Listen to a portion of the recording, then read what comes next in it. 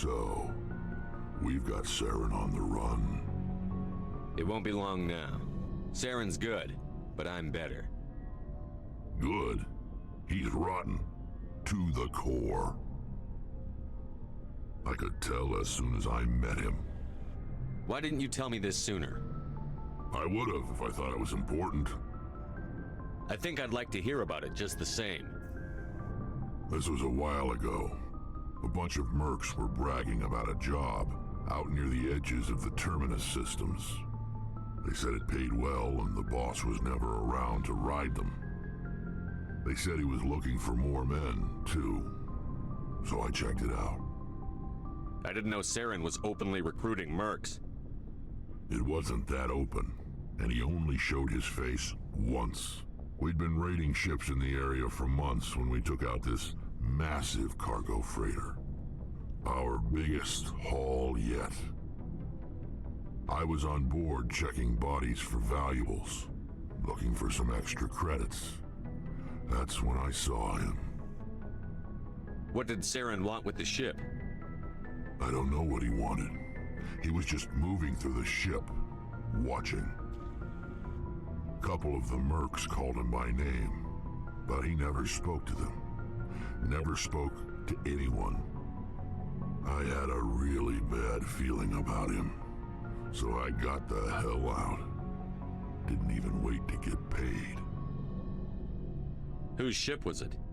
There was a Volus trading vessel. Big one. Lots of guards. But they were no match for us. What kind of cargo was the freighter carrying? What was Saren after? I don't know. All I saw on that ship was food and medical supplies. There were some basic weapons, but nothing big. If there was anything of value on that ship, I didn't see it. That's why I didn't mention it sooner. That's the only time you saw him? Yeah. Didn't even know who he was. Still wouldn't if I hadn't joined up with you. But my instincts were right. Every other merc on that mission turned up dead within a week. Every damn one. So long, Rex. Shepard.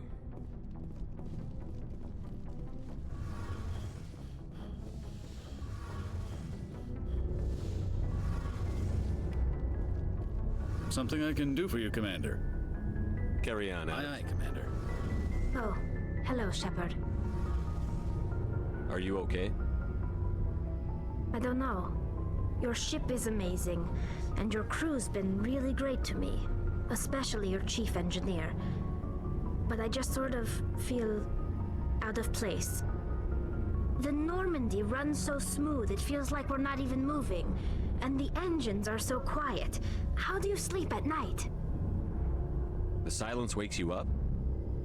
Back on the flotilla, the last thing you want to hear is silence. It means an engine's died or an air filter shut down. I guess you don't have to worry about that here. But old habits die hard.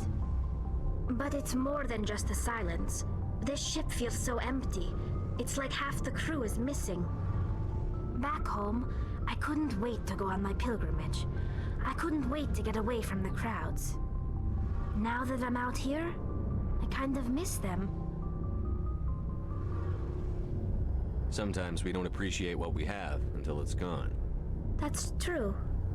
I'm starting to wonder if that's what the pilgrimage is really about. It's given me a whole new perspective on my people and our culture. You know, there's always a few who go on their pilgrimages and never return. I always assumed something bad happened to them, but maybe they just wanted a different life. You do plan to return to the migrant fleet, right? I could never abandon my people, Shepard. I will go back eventually, but we have to stop Saren first. Otherwise, I might not have a home to go back to. I should go. See you later.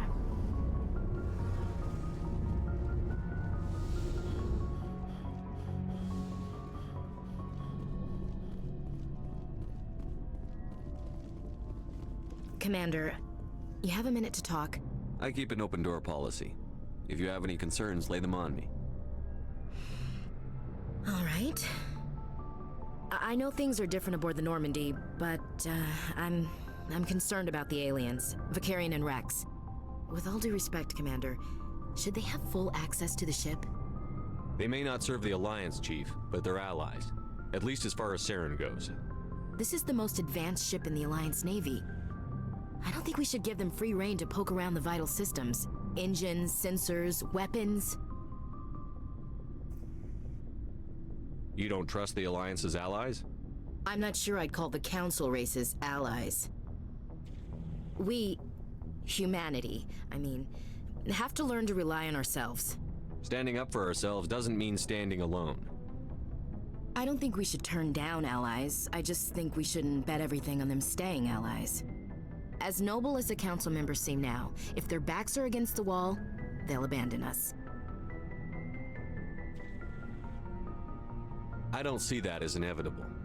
Look, if you're fighting a bear and the only way for you to survive is to sick your dog on it and run, you'll do it. As much as you love your dog, it isn't human. It's not racism, not really. Members of their species will always be more important to them than humans are. These seem like deeply held beliefs, Williams. What made you think this way? My family's defended the Alliance since it was founded. My father, grandfather, great-grandmother, they all picked up a rifle and swore the oath of service. I guess we just tend to think of Earth's interests as our own. It doesn't sound like you've worked with aliens before. No, sir. Mainly I've been groundside, part of the surface garrison forces. I did get a rotation on a space station for training. Every Marine a rifleman, every rifleman ZG certified. That's odd. Your record is spotless and your technical scores are exemplary. You should be serving with the fleet. Anyway, that's why I haven't served with many aliens, Commander. I never knew my family. Grew up an orphan on Earth. Anybody in your family I'd have heard of? Couldn't say, Commander. So why are you out here? Just trying to get away from Earth? No. The future of humanity is out here. There's so much we haven't seen yet. Yeah. I still remember my first field exercise on Titan. When we hit mud, the reality hit me. I'm the first person who ever stood here. Then my drill instructor kicked me in the ass. I went face first into the muck. He spent the next 5 minutes chewing me out for gold bricking. Don't tell me you had Gunny Ellison. He's the only one I know who uses that word to describe shirking duty. Oh, Lord. You went to the Macapag boot camp too? Yeah. Gunny Ellison's still reaming out recruits down there, kicking ass and using words like inveigle and pusillanimous. All right. I can see where your concerns are coming from, Williams. But this is a multilateral mission. You're going to have to work with aliens, like it or not. It won't be a problem, Commander. You say jump, I say how high. You tell me to kiss a Turian, I'll ask which cheek. Would you kiss anyone I ordered you to? That depends, sir. If you ordered me to kiss a superior officer, that would be a violation of the regs concerning fraternization. That would make it an illegal order. I'd be required to decline and relieve you of command. Sir. What's your opinion on the last mission? Not sure I buy Dr. Tassoni's story about her and her mom not talking. They're family, right? I think she's being straight with us. Or at least, I don't think she lies very often. Yeah, she's probably really bad at it. Too bad those ruins got destroyed. I mean, they lasted thousands of years. That's impressive. We'll talk later, Williams. Looking forward to it, sir. Commander, how are you? Why did you want to be a CSEC officer in the first place? That's a good question. There were several reasons, I guess. Like what? Probably the same as most officers. I wanted to fight injustice, wanted to help people. I guess my father had something to do with it too. He was CSEC, one of the best. I grew up hearing about his accomplishments or seeing his picture on the vids after a big arrest. He's taking my resignation pretty hard. He's not impressed that you're going after Saren? My father's a CSEC man to the bone. Do things right or don't do them at all, he says. He thinks I'm being too rash, too impatient. He's worried I'll become just like Saren. He actually talked me out of becoming a Spectre when I was younger, for the same reasons. You were asked to be a Spectre? Well, I was targeted as a possible Spectre candidate, me and about 1,000 other Turian military recruits. I could have received special training, but my father didn't like it. He despises the Spectres. He hates the idea of someone having unlimited power with no accountability. He wouldn't like you, Commander. No offense. I suppose I can understand his concern. You can. But Saren's not going to play by our rules, CSEC's rules. If you want to nail Saren, you need to send someone who isn't restricted by policies and procedures. You're a quick learner, Garrus. We'll beat him at his own game. It's the only way to stop someone like him. I'm right behind you, Commander.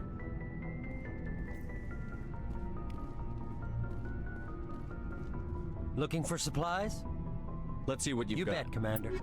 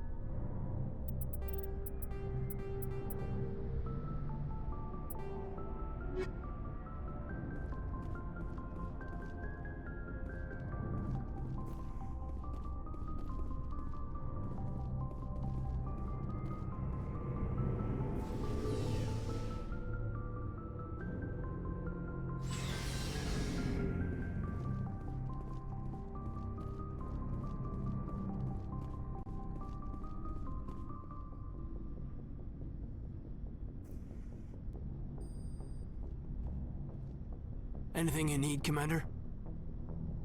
What's your opinion on the last meeting? Seems like a sweet girl. Easy on the eyes.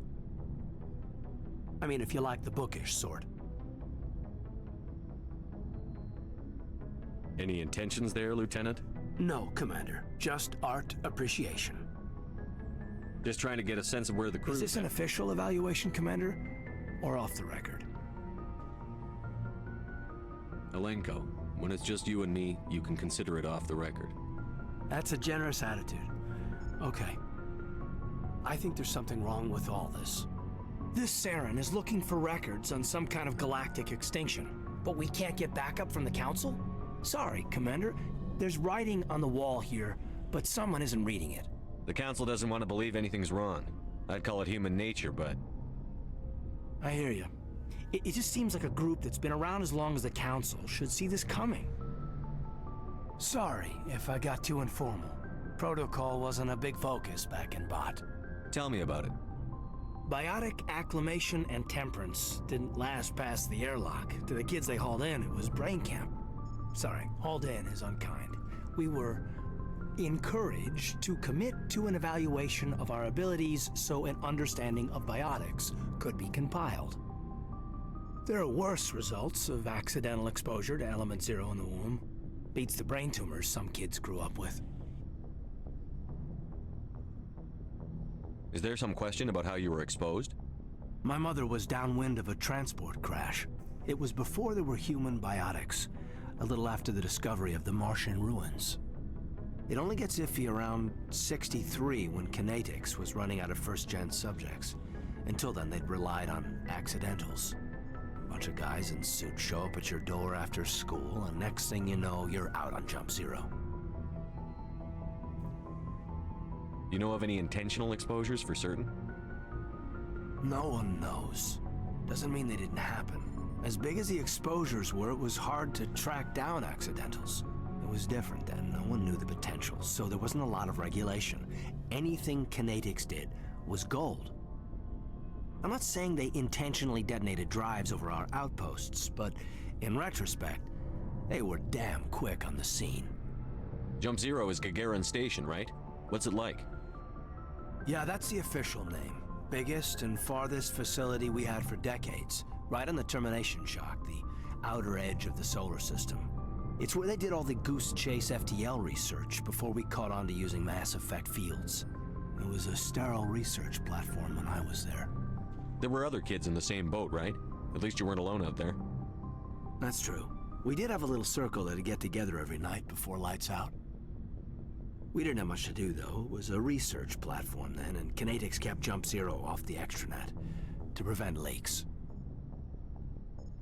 Then you must have had plenty of time to get to know each other. Yeah, We'd sit around and bull every night after dinner, play cards or network games. There was this girl named Rana, who had a little circle grow up around her. She was from Turkey. Her family was very rich. But she was smart and charming as hell. Beautiful, but not stuck up about it. I think you'd have liked her. Sounds like she was special to you. She was. Maybe she felt the same. But things never felt together. Training, you know. Jump Zero is a long way from home. What was it like? The grand gateway to humanity looks a lot better in the vids. But that's my own baggage, Commander. No bearing on this. Alenko, there's no regulation that says you can't be friends with your commander.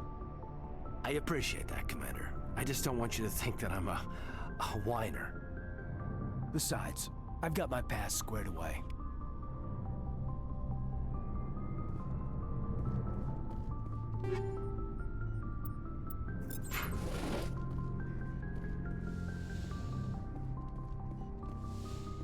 Yes, Commander? Is there something you need? I should Goodbye, go. Commander.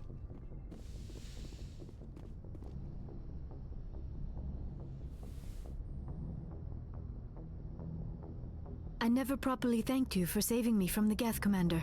If you hadn't shown up, I'm just glad we got there in time. so am I.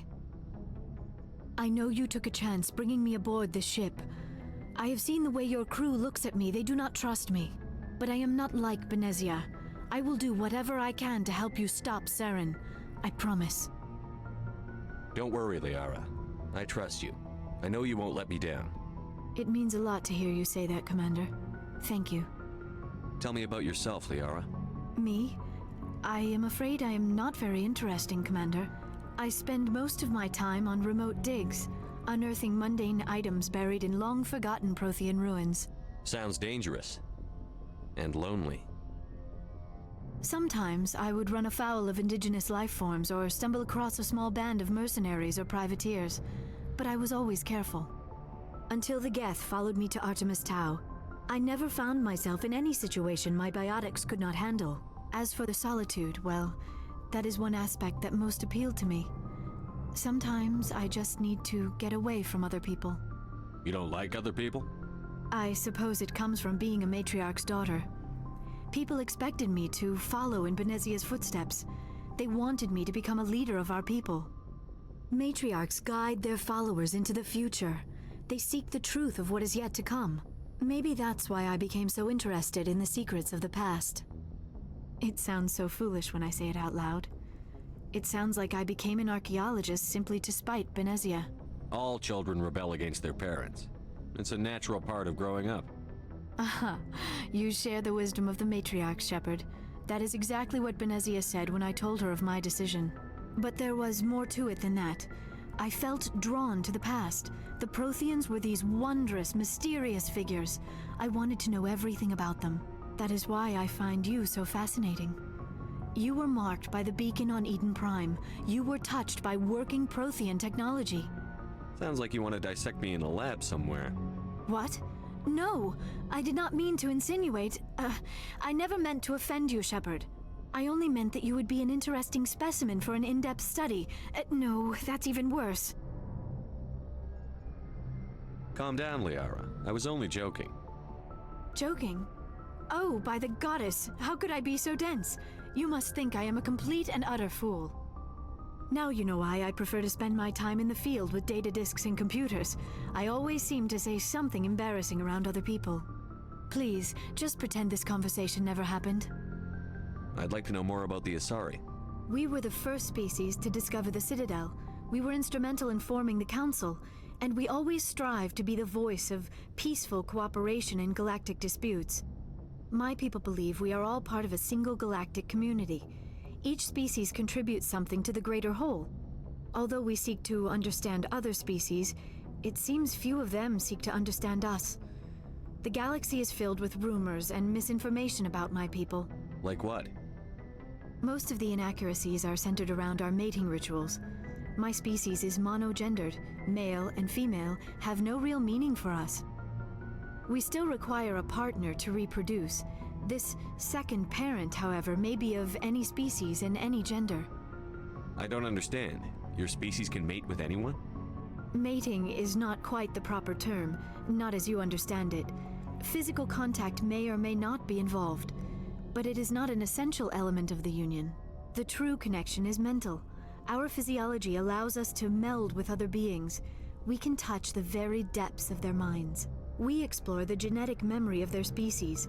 We share the most basic elements of their individual and racial identities. We then pass these traits on to our daughters. It is how we learn to grow as a species and how we develop a greater understanding of other races. What happens to your partner after the union? Every relationship is different. Some unions are a single encounter with both parents parting ways afterwards. Others can be more long-term. Sometimes an Asari and her partner will stay together for many decades. Do you know who Matriarch Benezia chose as her partner? She rarely spoke of her partner.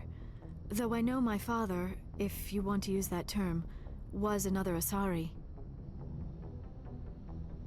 I thought you always needed another species to serve as one of the parents. Think about it, Shepard. If we were not able to mate with our own species, we would have died out long before we ever mastered spaceflight and left our homeworld.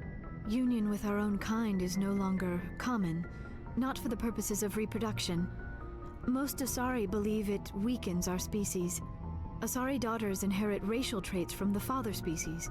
If both parents are Asari, then nothing has been gained, or so conventional wisdom would hold. I am what is sometimes called a pureblood, though no Asari would ever be cruel enough to say the word to my face. It is a great insult among my people. It is possible Benezia's partner was embarrassed by their union. She may have been too ashamed to publicly acknowledge me as her offspring. Maybe she wanted to meet you but couldn't. Something could have happened to her. Maybe she passed away. You might be right. I hope you are. But I have no way to know for sure. Benezia never spoke of her partner. Whatever happened, it caused her too much pain to dwell on it. She raised me by herself, though that is not uncommon. Many Asari raise their children alone, particularly if the father species is short-lived. Often the partner will pass on long before the child reaches maturity. Do you know who Matriarch Benezia chose as her partner? She rarely spoke of her partner. Though I know my father... Benezia never told you her partner's name? Union with our own kind is... Asari... It is possible Benezia's partner... Many Asari raise their children alone, particularly if the father species is short-lived. Often the You partner... Asari live for 1,000 years. What happens when your partner dies? Few sapient species live as long as my kind. We have learned to take a philosophical approach to our unions.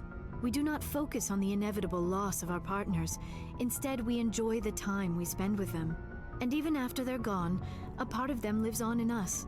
The union is a connection that transcends both time and space. Do you know why Benezia joined up with Saren? I don't understand it. She was always outspoken about the need for the Asari to become more involved in shaping galactic events. Maybe she thought allying herself with Saren would somehow be for the greater good in the long run. At least I hope so. This hurts you, doesn't it? None of this makes any sense to me. I have not spoken to Benezia in many years, but I know her, and this was not like her. Something changed. I should go. Goodbye, Shepard.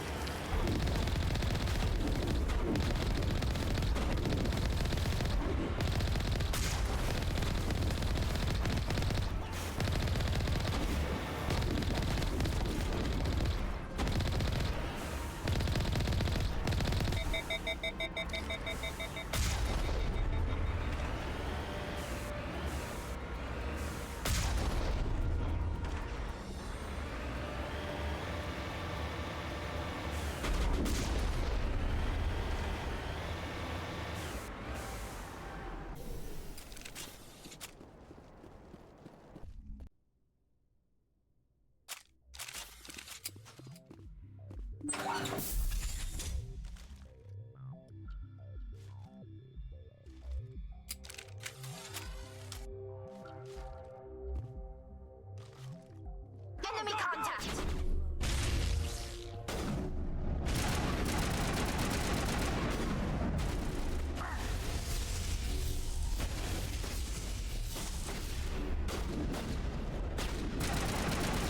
I will destroy you!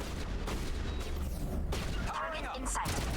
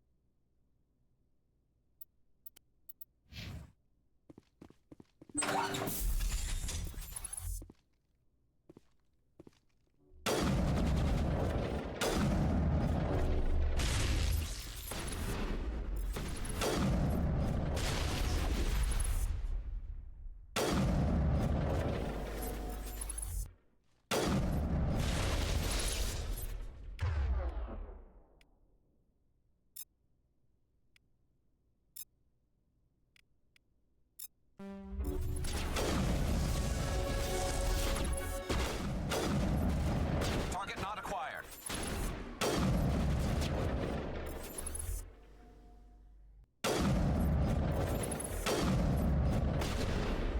Shields down.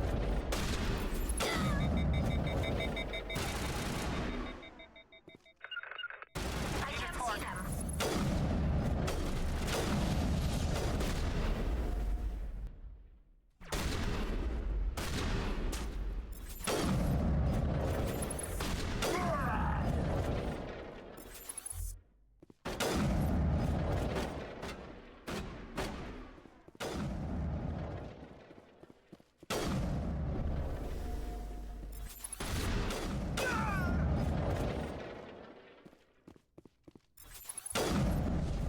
I can't see him.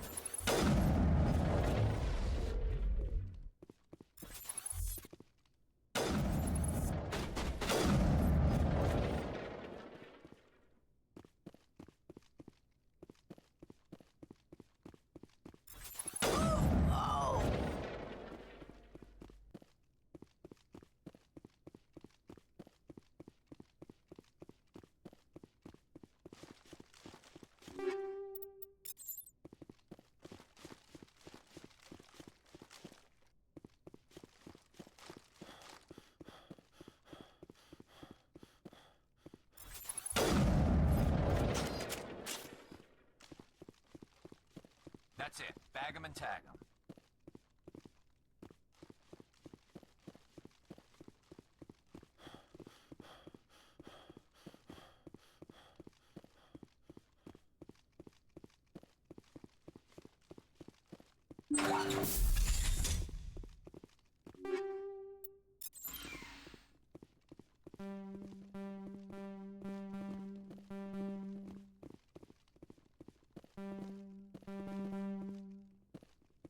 Just lead the way.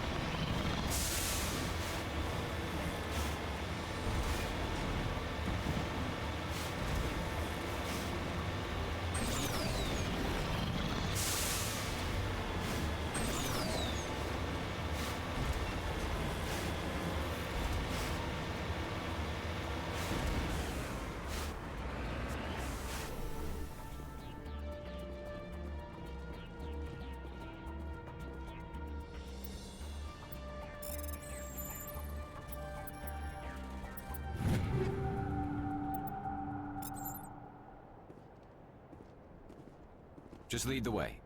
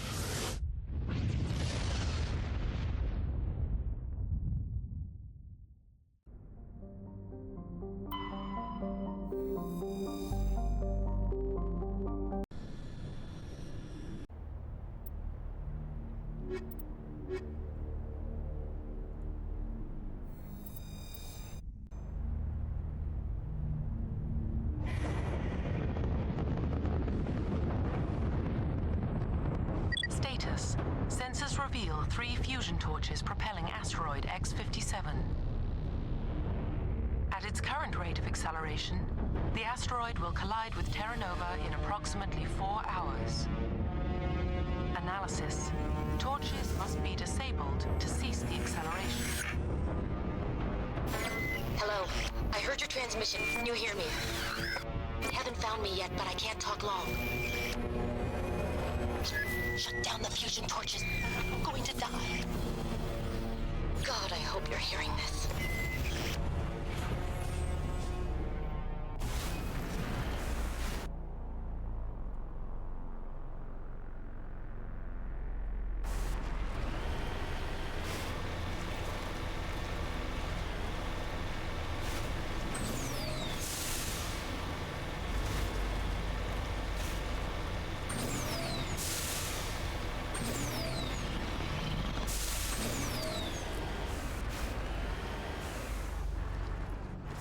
Heading to position.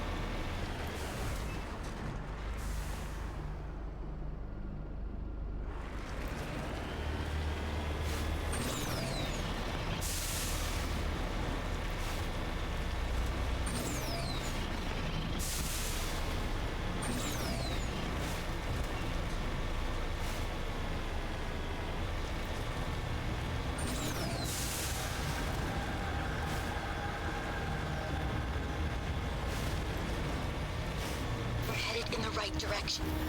I don't know who you are, but damn it. Go.